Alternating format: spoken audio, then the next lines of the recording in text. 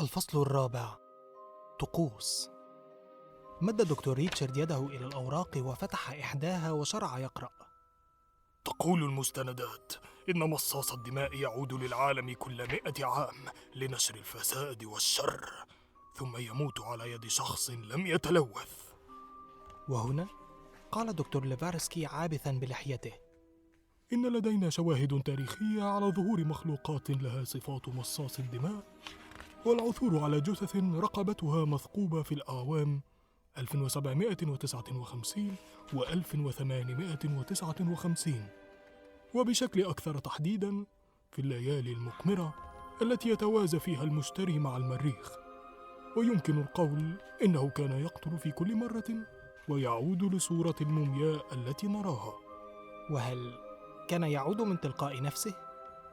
قال دكتور ليفارسكي: كلا، بل بمعونة بعض الأوغاد الذين يؤدون بعض الطقوس اللازمة للبعث. وهنا بدأت أفهم. كنا في العام 1959 أي أن هذا هو العام المنتظر السعيد.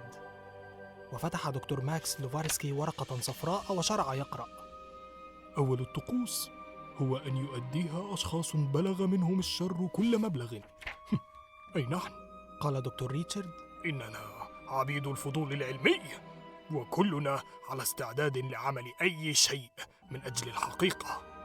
إن العلم هو ما نحيا من أجله. ثاني الطقوس هو شرط القرن، أي أن تكون 100 عام قد مرت على مصرع الكونت. ثالث الطقوس هو شرط القمر، أي أن يكتمل البدر ويتوازى المشتري مع المريخ. الشرط الثاني والثالث سيتحققان بعد أسبوع ليلة الأربعاء.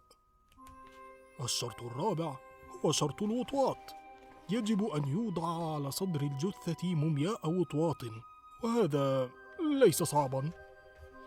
الشرط الخامس هو شرط الدم، بحيث أن يوضع دلو من الدم بجوار المومياء. دم بشري؟ لم يحدد النص ذلك. وهنا لاحظت شيئا، التمعت عيناي في فخر كأنني طفل فاز في لعبة مساكة وصحت: لحظة من فضلك، التاريخ يحكي أنه في كل 100 عام كان بعض الأوغاد يجدون التابوت ويمارسون نفس الطقوس، فكيف تأتى أن التابوت لم يزل في نفس المكان والرسالة لم تزل حيث تركها الخادم منذ 5 قرون؟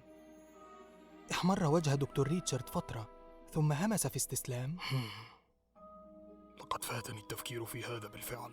قال دكتور ليفارسكي: لربما فكر من يقتل الكونت في كل مرة أن يترك الرسالة في موضعها للأجيال القادمة. ولماذا يحرص من يقتل الكونت على إعادة جثته للتابوت في كل مرة؟ لماذا لا يدفنها في أي مكان؟ لماذا لا يمزقها أو يحرقها؟ لم أعرف أن قتلة مصاصي الدماء منظمون إلى هذا الحد. ساد الصمت للحظات وأدركت في فخر أن الرجلين يكرهانني في جنون، لكن هذا هو العلم وهما يعرفان هذا خيرا مني.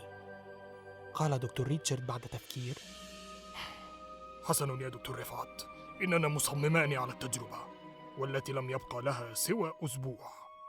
فإذا لم تقبل فعلى الأقل قل ذلك الآن، حتى يتسنى لي أن أجد عالما أثق به من الجالية المسلمة في إنجلترا. الوقت ضيق كما ترى. من أنا حتى أرفض أمرا كهذا؟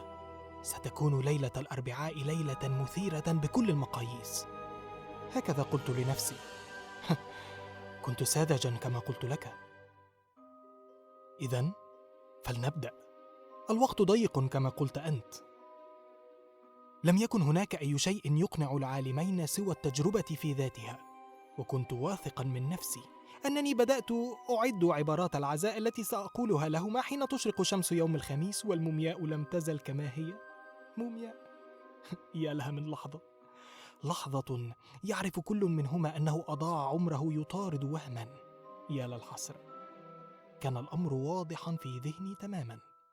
هذه مومياء قام أحدهم بنشر أسنانها لتبدو كالأنياب، وستظل كذلك. لا أرى الموضوع على أي ضوء آخر. في الصباح جاء جوناثان صبي البقالة بلفة صغيرة اتضح أنها خفاش ميت اصطاده من الكنيسة المهجورة المجاورة. وأخذ جنيهين كاد يطير بهما فرحاً. وجلست أنا ودكتور ريتشارد نحنط الخفاش في الحديقة مستعملين الفورمالين. لنفرض أننا لم نستطع السيطرة على دراكولا حين ينهض، فماذا نفعل؟ قال دكتور لوفارسكي: إذا نهض لقد كان مفزعا في العصور الغابرة، عصور الشمعدانات والعربات التي تجرها الخيول والكونتسات، لكنه اليوم سيعود في عصر انشطار الذرة والكهرباء، لن يكون سوى مجرد حيوان تجارب طريف. قال دكتور ريتشارد: سنقوم بنقله إلى معمل مظلم في غلاسغو ونقيده هناك، ثم ندرس كل شيء: تركيب دمه، أنسجته، ضغط دمه، درجة حرارته، وإذا مات سنشرحه. لربما أتى اليوم الذي نعقد له فيه مؤتمرا صحفيا، أو ننشر مذكراته في كتاب اسمه عشت في تابوت يحطم مبيعات السوق. قلت: إن هذا المسخ محظوظ جدا، لكن أتمنى لو عدت للحياة بعد 100 عام لأرى حال السياسة والعلم والمجتمع والناس وقتها. فاحت في المكان رائحة لا تطاق لإحشاء الخفاش اللعينة، واستمررنا في عملنا على مضض. اللعنة! فهمت الآن لماذا لا يبعث مصاص الدماء إلا كل 100 عام. 3 علماء يعملون في صبر من أجل إثبات وهم.